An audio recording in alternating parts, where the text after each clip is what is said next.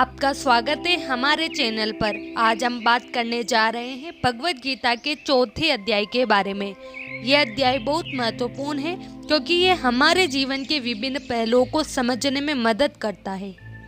चौथे अध्याय को ज्ञान कर्म संन्यास योग कहा जाता है। इसमें श्री कृष्ण ज्ञान की महिमा और उनकी भूमिका को समझाते हैं।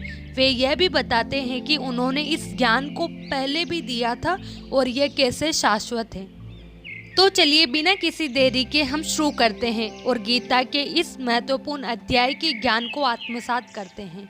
चौथा अध्याय। श्री कृष्ण बोले, इस अविनाशी कर्म योग को मैंने सूर्य से कहा, सूर्य ने मनु से कहा और मनु ने राजा इक्ष्वाकु से कहा। हे अर्जुन, इस परंपरा से प्राप्त यह योग सब राजर्षियों ने जाना, परंतु अधिक काल व्यतीत होने से यह लुप्त हो गया। वह प्राचीन योग आज तुमको मैंने बताया है क्योंकि तुम मेरे मित्र और भक्त हो। यह योग रहस्य अति उत्तम है। अर्जुन बोले, आपका जन्म तो अभी हुआ है और सूर्य का जन्म बहुत पहले हुआ था। मैं किस प्रकार मानूं कि आपने सूर्य को यह बताया था। श्री कृष्ण बोले, हे अर्जुन, मेरे और तुम्हारे अनेक जन्म हो चुके हैं, मुझे वह याद है, तुम भूल गए हो। मैं जन्म से रहित अविनाशी संपूर्ण प्राणियों का स्वामी अपनी प्रकृति में स्थित हूँ, तथापि अपनी माया से जन्मता हूँ। हे भारत, जब जब धर्म की हानि होती है तब तब मैं ही जन्म लेता हूँ। मैं साधुओं की रक्षा, पापियों का विनाश और धर्म की स्थापना करने के लिए प्रत्येक युग में जन्मता हूँ।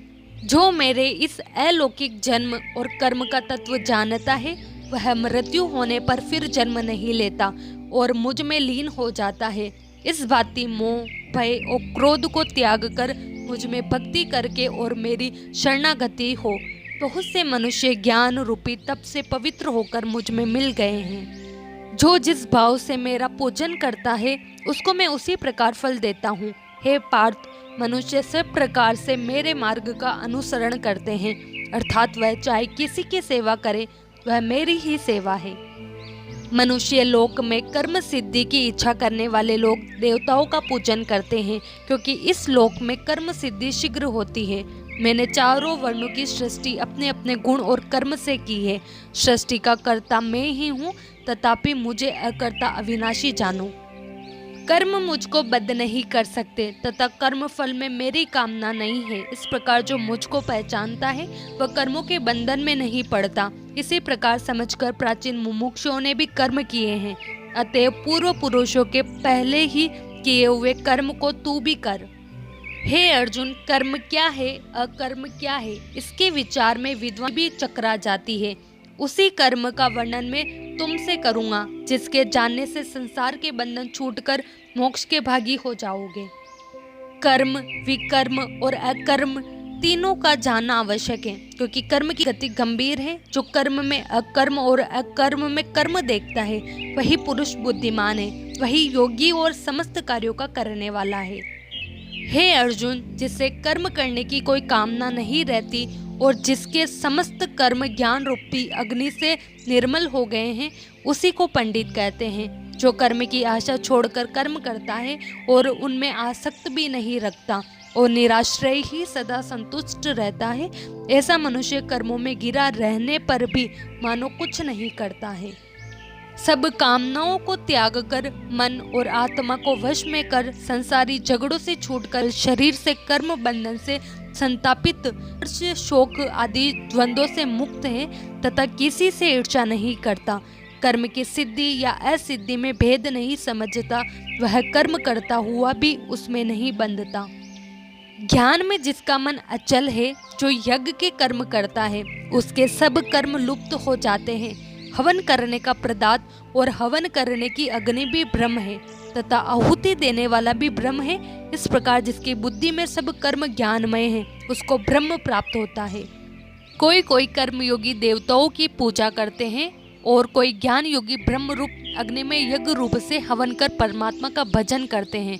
कोई ऐसे हैं कि जो अपनी इंद्रियों को तथा कर्मों को आत्म संयम रूप से अग्नि में होम देते हैं और कितने ही इंद्रिय रूप अग्नि में इंद्रियों के रूप में शब्दादि विषयों को होम देते हैं। कितने लोग इंद्रियों के सब कर्मों को और प्राणों के कर्मों को आत्मज्ञान से प्रज्वलित संयम रूप अग्नि में होम देते हैं। कोई तो द्रव्य यज्ञ करते हैं, कोई तप यज्ञ और कोई योग यज्ञ, कोई प्राणायाम और कोई ज्ञान रूप यज्ञ करते हैं, और कोई प्राणायाम के तत्पर रहने वाले योगी प्राण और अपान वायु में प्राण को रोकते हैं और प्राण वायु से अपान वायु का लय करते हैं। कोई आहार को संयम में रखकर निरंतर कर्म करके प्राण को होमते हैं। वे सब यज्ञ वेत्ता है और यज्ञ ही से इनके सब पाप नाश हो जाते हैं। जो यज्ञ से बचे हुए अमृत रूपी ज्ञान का पान करते हैं वे सनातन ब्रह्म को प्राप्त होते हैं। हे अर्जुन, जो यज्ञ नहीं करते उनको यह लोक परलोक दोनों ही सुखदायक नहीं है। इस प्रकार के बहुत से यज्ञ वेद में सविस्तार वर्णित है। इन सबको कर्म से उत्पन्न जानो, इनको जानने से तुम मोक्ष को प्राप्त होंगे। हे परंतप, द्रव्यमय यज्ञ से ज्ञान उत्तम है।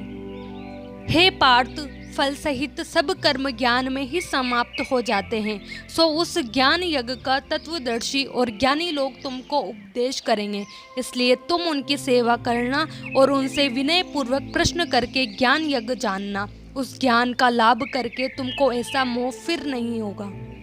ज्ञान से समस्त प्राणियों को तुम अपने में और मुझ में भी देखोगे। यदि सब पापियों से भी अधिक पाप करने वाले हो तो भी ज्ञान रूपी नौका से ही सब पाप रूपी समुद्र को पार कर जाओगे।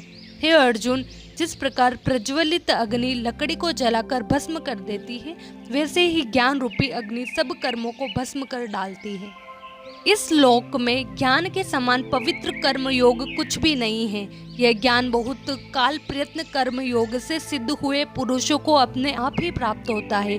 जो श्रद्धावान पुरुष इंद्रियों को जीतकर ज्ञान में लगा रहता है वह ब्रह्म को प्राप्त करता है।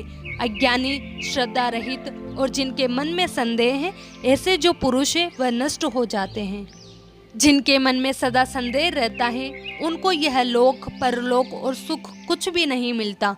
जिसने परमेश्वर की आराधना और निष्काम कर्म योग के आश्रम से कर्म बंधन त्याग दिए हैं और ज्ञान से जिसके संदेह दूर हो गए हैं।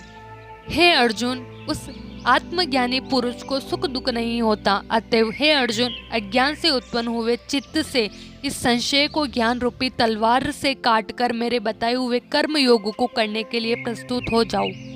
श्रीमद् भगवद गीता 4था अध्याय समाप्त।